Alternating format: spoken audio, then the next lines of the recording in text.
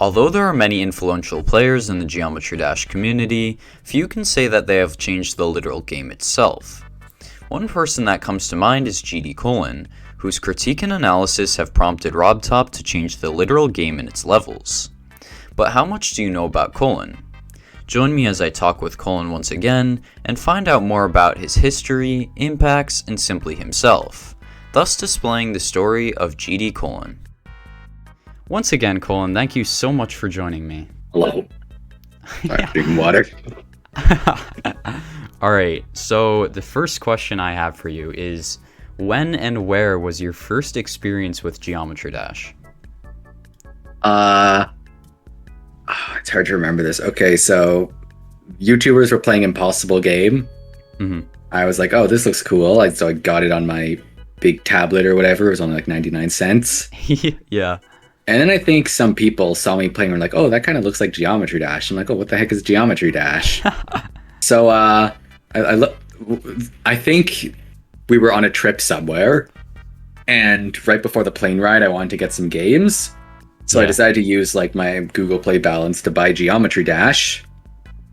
And all I know is that if I look at the receipt for when I purchased the game, it's on the exact same day that Geometry Dash released for Steam. So I think it's December something 2014. Interesting. Which is weird because the game came out in 2013. So it's like a year and a half. Literally, Geometry Dash 1.9 came out a year and a half after the game was released. That's insane. Yeah, I mean, imagine just how many updates we had back December then. 22nd, it says. That's when I bought the game on mobile, unaware there even was a Steam version. Yeah. And I started playing, and I made some really stupid custom levels. Yeah, I made some weird custom levels back in the day as well. Well, I mean, I uploaded my very first level I ever made, which was in the airport. Nice. It's the one that's just called Chaos. I had a friend verify it for me. Chaos.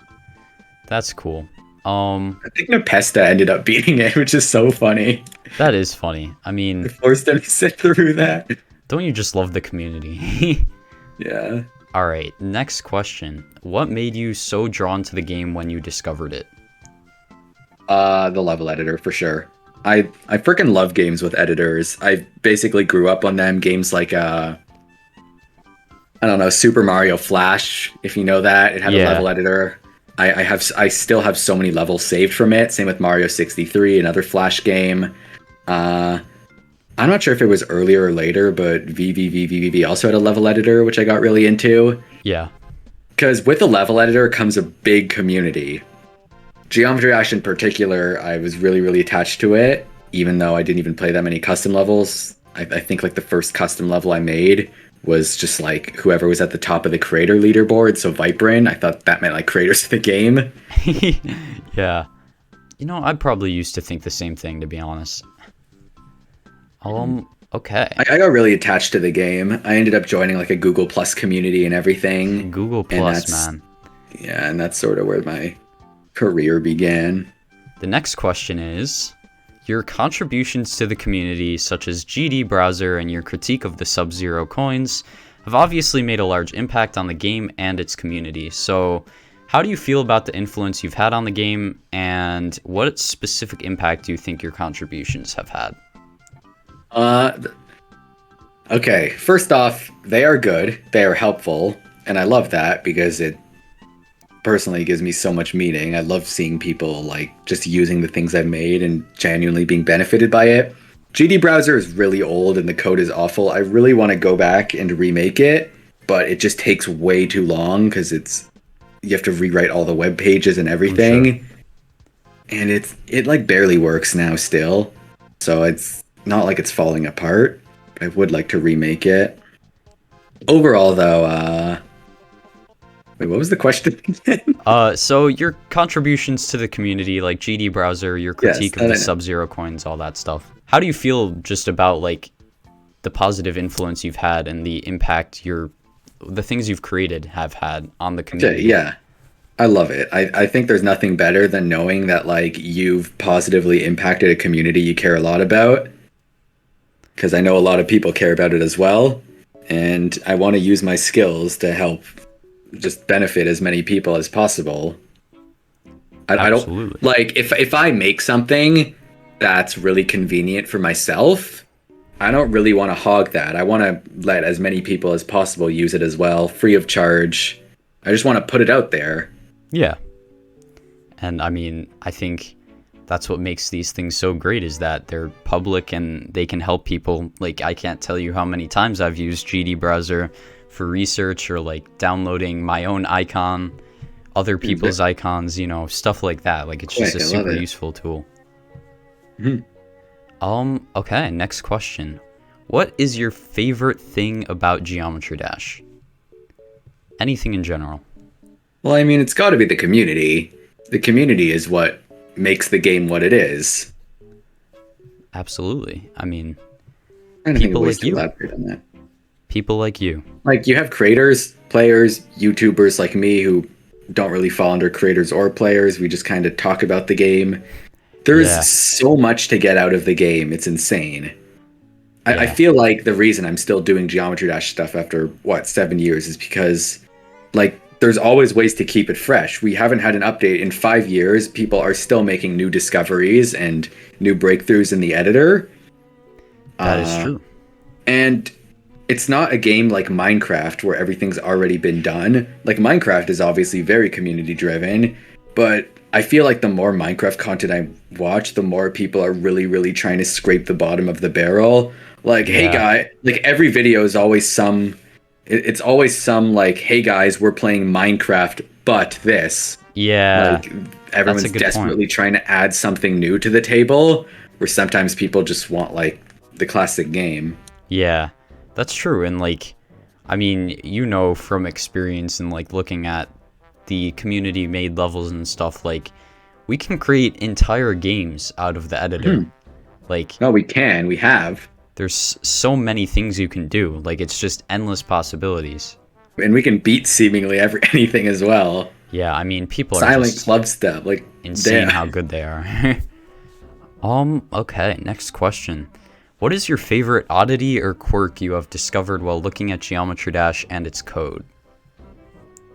Oh, that's tricky. So I don't really look at the game's code as much as like I get other people to, because I don't really know how to as much as I'd love to. I'd love to learn how to mod the game on my own. Maybe I will at some point. It's just kind of an overwhelming thing to learn. Yeah, I'm sure.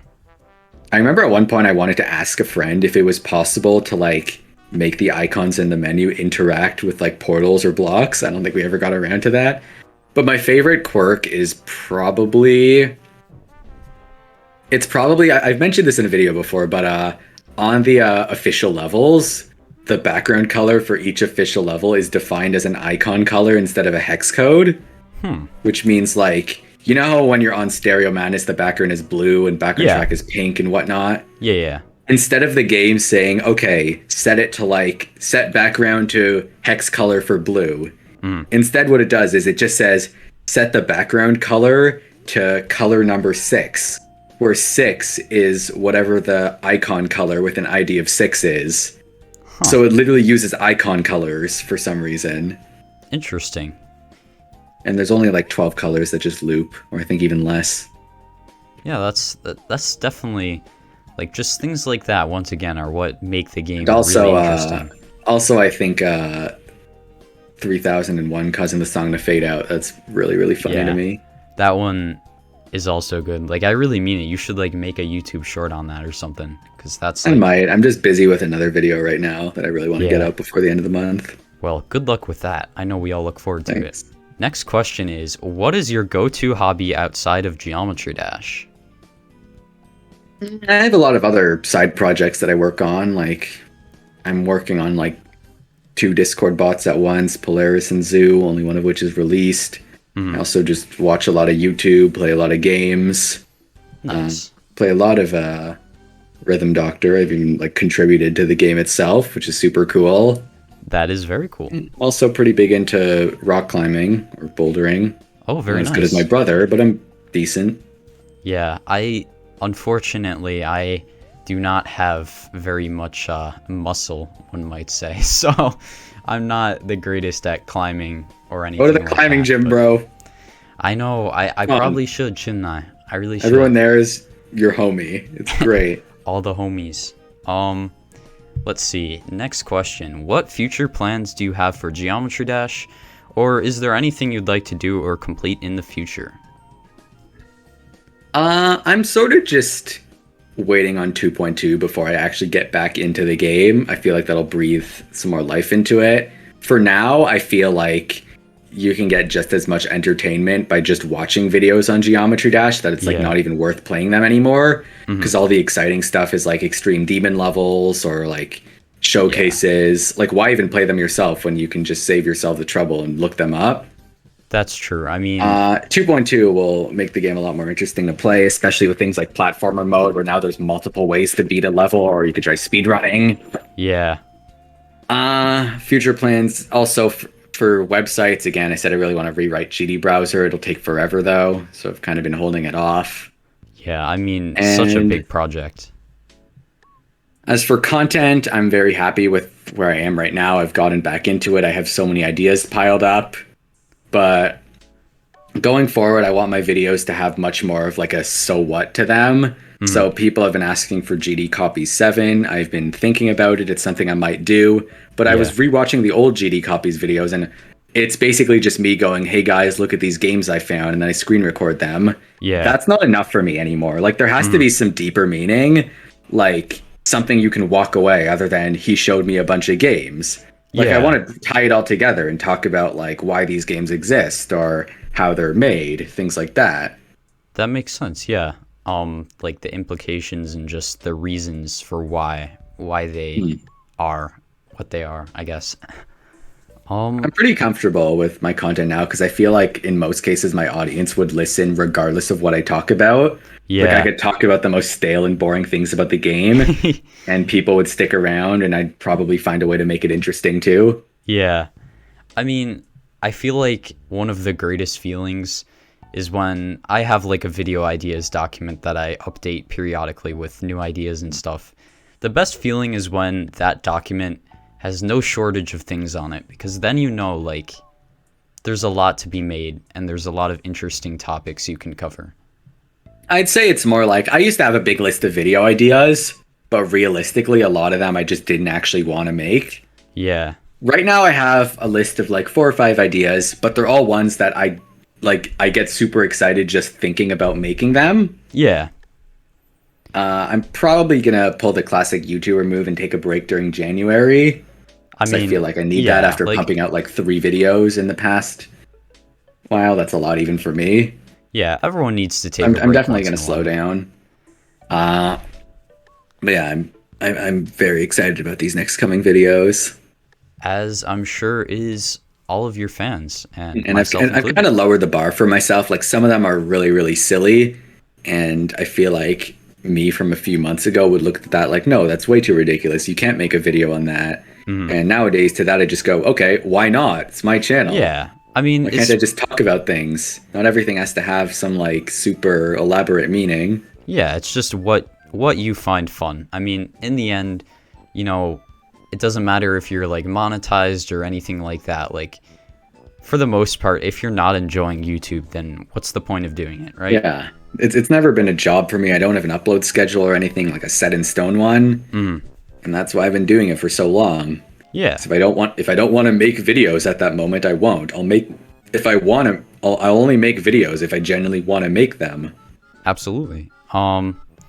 Next question is, what is your proudest achievement in relation to GD? So like anything, not necessarily a level completion. My gut instinct is to say something like the Sub-Zero coins, just because that was like one of the most hilarious things to happen ever. Yeah. It all worked out so perfectly because like deep down I knew that Rob was updating the game. I totally doubted that he would make any changes to the levels because Rob is stubborn. Like, yeah, there's mistakes in so many levels, like the freaking thing in Theory too. Yeah. But yeah.